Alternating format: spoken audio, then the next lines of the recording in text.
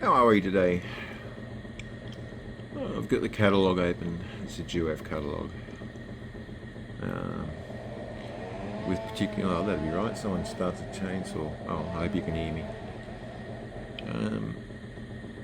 This model number 8282. So this is it's a 140. It's a C140, I think they call them. It's a consolidation there, as you can see. Beautiful looking locomotive, and I actually this one was I was chasing. I hadn't been able to get one, and there's a guy that's running a channel at the moment, Patrick's Models and Transport and Models, or Models and Transport, I think it is. Yeah, Patrick's Models and Transport. Good channel. He does some good stuff. He's got some really nice locomotives, Jouef, Lima, that kind of era.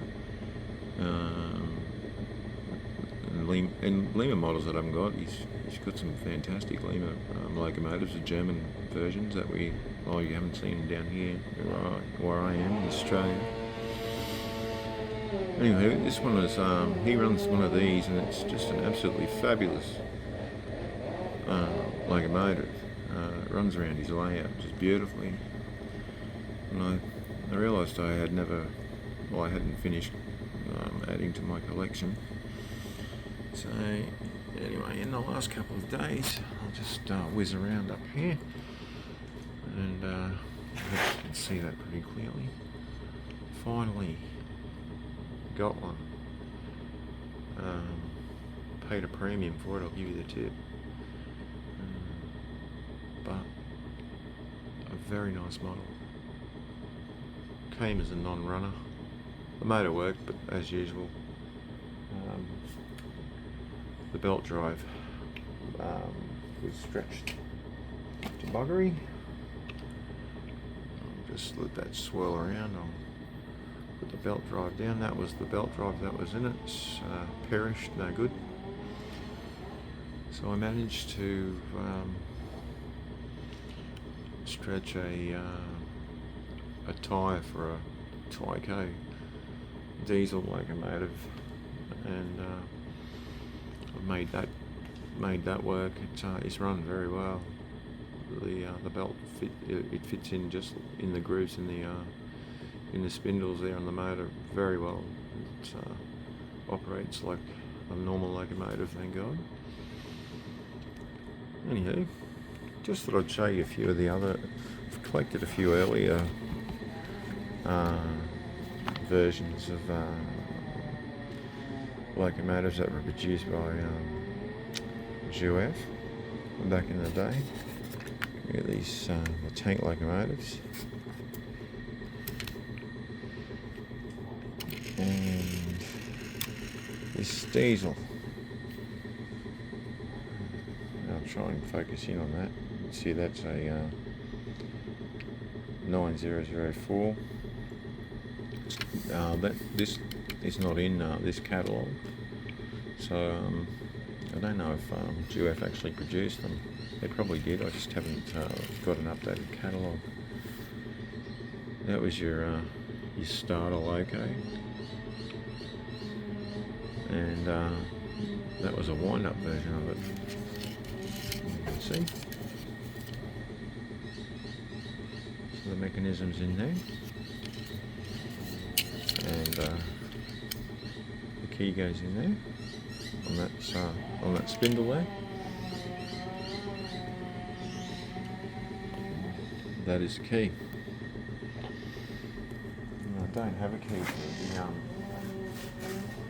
for that green one, the diesel. I have been able to get a bit of brass square pipe, and managed to jerry rig it so it fits in that hole there. Oh, wrong way.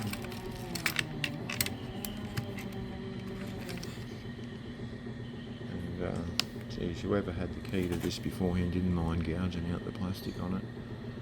But anyhow, beggars can't be choosers. And I'll just show you the underneath. As we see there, made in France, Brevet SGDG. And so I've got the Jouef brand on it. And then it's got a little diagram of the locomotive on there with what would look to be my hand's trembling for some reason. Yeah, the assorted picks out the parts and things like that. There's the patent for in Great Britain, United States and Germany. Sorry about that. My left hand's going to crap. It's nicely detailed. Let's see if we can hook it up to a train and see if it works. I'll just quickly move this new model down onto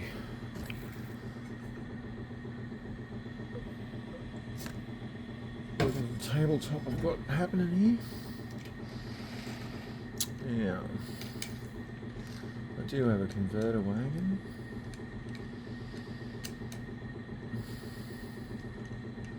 That'll fit on the back of this.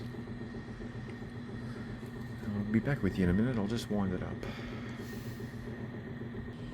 So she's wound up and hitched, and we'll see if it'll pull anything. Oh, we're going the wrong way. Of course we are. No, come back here. Sorry about this bad filming for a second. There we go. I don't think I wound this up enough, or it's got too much on it. Anyway.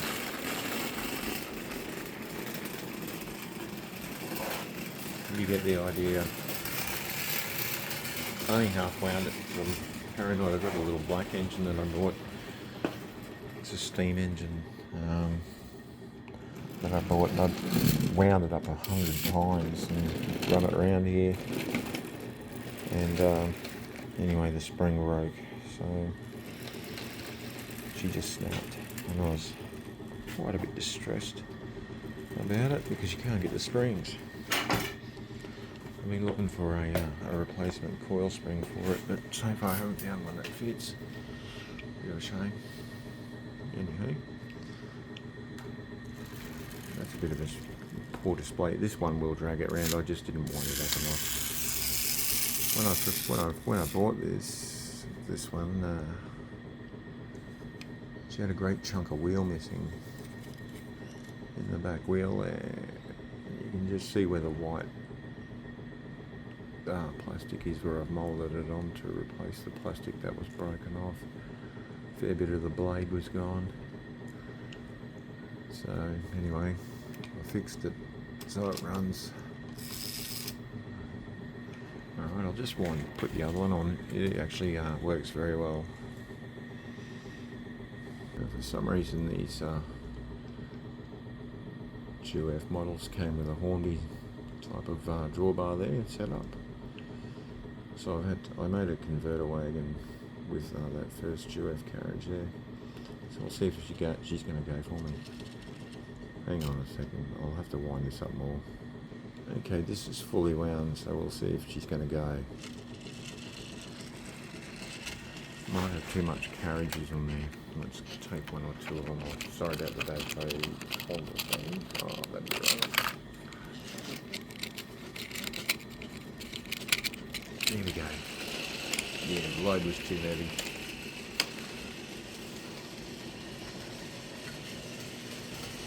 There we go, now she's unwinding.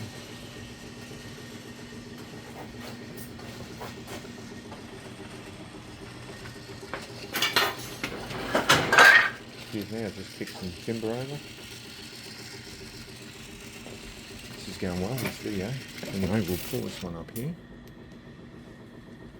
Okay, the next one is the locomotive with the engine in it. This is probably from the starter set. And those wagons there that you see behind it probably would have been included. They weren't that colour, I think they were grey from memory. I just painted them to make them look more realistic. Make them look more interesting. Anyway, we'll see how this goes.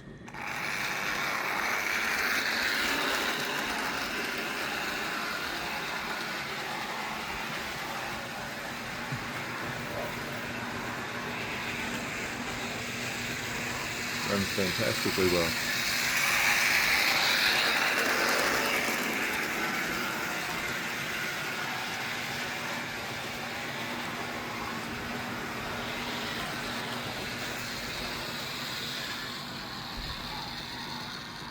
You'd be pretty happy if you're a kid and you got something like that. Anyway, it's a very basic train, that one, but still. It was about getting kids involved, wasn't it? So anyway, the only one I really don't have is the mountain class. It's a 410-2 there. Beautiful looking locomotive. If I could get it for $54.50 these days, I'd be very happy. Got a couple of the Pacifics there. Ooh, sorry about that. Just there.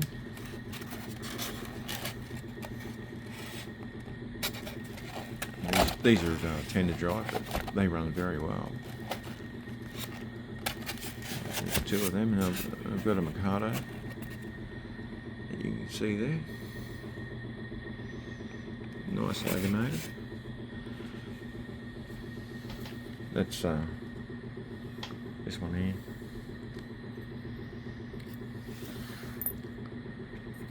But anyway, the reason for the video was to give this a run, to show you how well it runs. So I'll put that on the track and we'll get a ripping. So here we go. I did read a little bit about these. These were basically brought out just before the turn of into the 19th century. And the first dozen or so were built in, I think it was Lille, somewhere there. And then there was a whole lot of them that were built in England. North British works and all this works up in the north of England were given a huge order for them during World War One. And yeah, they ended up serving until about 1975. So, and there's about 8 of them that have been saved by the heritage people over in France. So good for them. So we'll see how this goes.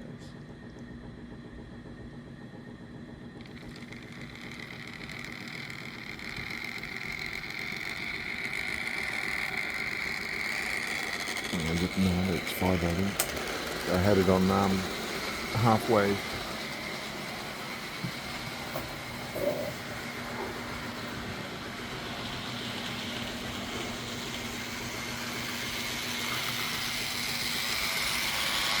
Sounds like a beauty.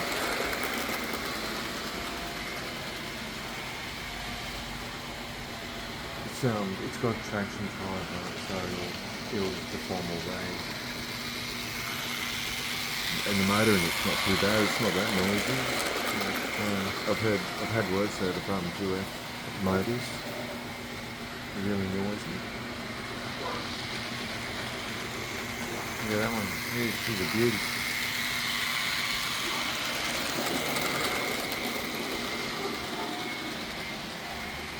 You can see why old Patrick likes his C140 so much. They're absolutely beautiful locomotive and really well detailed by Jouef. Now that circular bar, I don't know what that is, why it's there, what it does. Maybe it might be a bracket for holding the hose when they put water in the tank, maybe.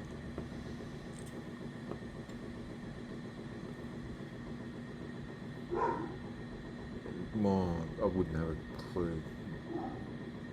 But it's on there for a reason. As you can see, the tender on it's got the bogies, and the detail on them is absolutely spot on by the looks of it. Nice detail. There we go. We'll give her another run. I'll open her right up.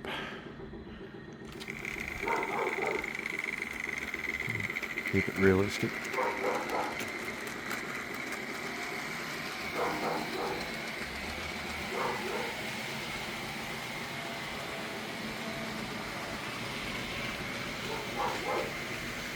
There we go.